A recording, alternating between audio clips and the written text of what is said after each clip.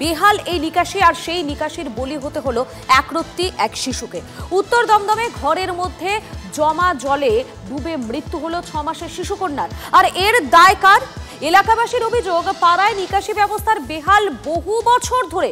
তৃণমূল কাউন্সিলরের সাফাই, বর্ষায় নিকাশির কাজ বন্ধ, কিন্তু এই টানাপোড়েনে এক মায়ের কোল খালি হয়ে গেল। তার দায়টা নেবে কে? দেখুন।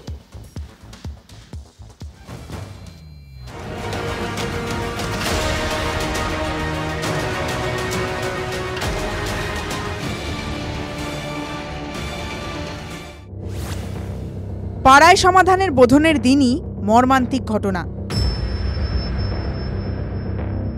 উত্তর দমদমের দেবীনগরে যেন দেবীর বিসর্জন হয়ে গেল। ঘরের মধ্যে জমা জলে ডুবে মৃত্যু হলো 6 মাসের ঋষিকা ঘড়ইয়ের।